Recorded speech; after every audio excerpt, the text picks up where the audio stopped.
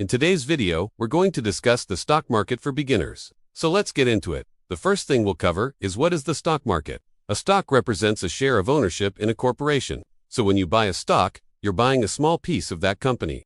And people buy stocks because they want to own a little piece of companies that they believe in and also make some money. And there are two ways you can make money from owning a stock. The first way is by getting paid dividends. Many companies pay dividends to their shareholders, but not all companies do. And if you want to learn more about dividends, make sure you check out our video called What are Dividends and How Do They Work?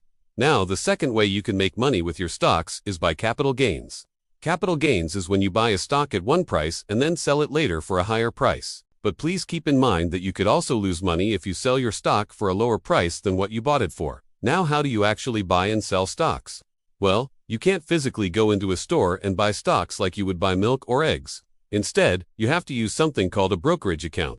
Think of a brokerage like a grocery delivery service for stocks. You pick which stocks you want to buy, and then your brokerage goes out and buys those stocks for you. Some popular brokerages include Vanguard, Charles Schwab, and Fidelity. And if you want to learn more about brokerages and how to open a brokerage account, make sure you check out our video called How to Buy Your First Stock, alright? Now that you know what the stock market is and how to buy stocks, let us talk about how much money you need to start investing in the stock market.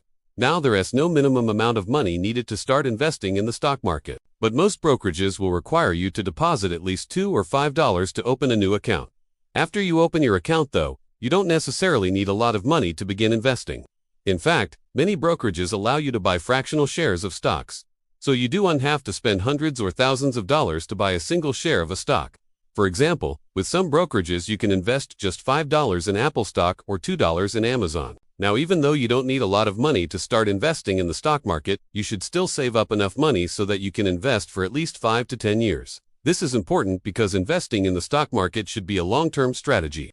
If you only have a few $100s to invest and you're constantly worried about whether you're lose money, then you might panic and sell your investments, which could cost you money. But if you have enough money to invest for several years and you understand that the stock market has ups and downs, then you're better positioned to stay invested for the long term.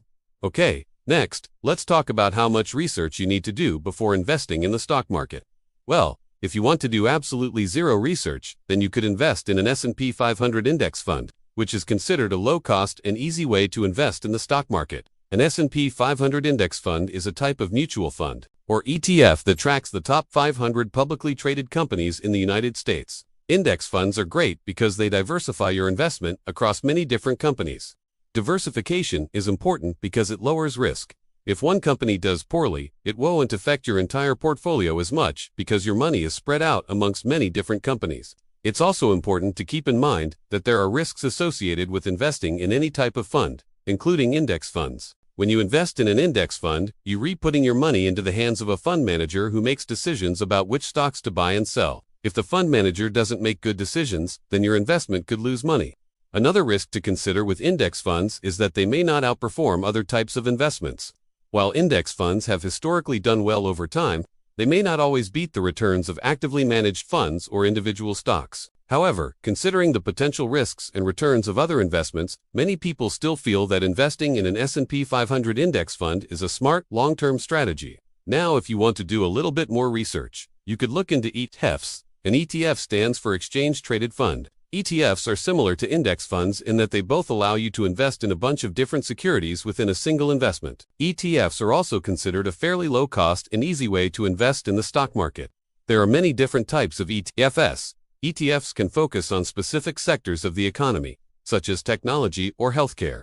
They can also track the performance of a specific index, like an S&P 500 ETF, or they can follow a certain investment strategy, like low-cost ETFs. Just like with index funds, ETFs carry some risks. The fees associated with ETFs can vary depending on the fund. Some ETFs charge very low fees, while others charge higher fees.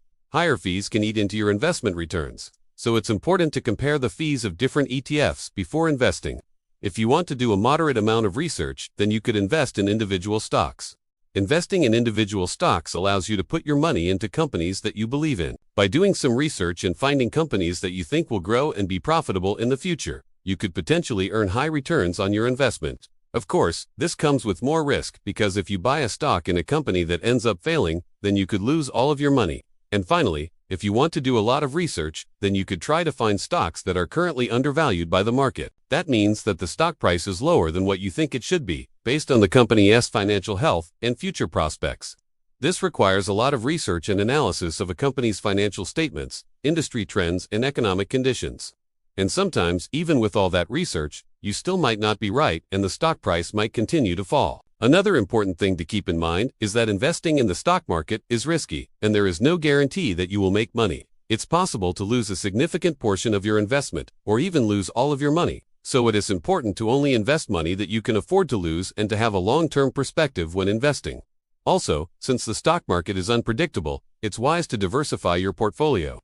Don't put all of your eggs in one basket. Instead, spread your investments across different companies, industries, and asset classes. This helps reduce the impact of any single investment performing poorly.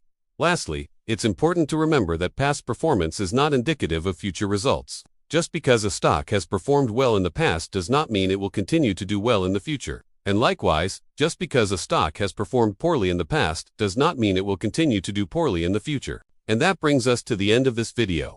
Hopefully now you know what the stock market is, how to invest in the stock market, and how much money you need to start investing. Subscribe to this channel for more Investing for Beginners videos.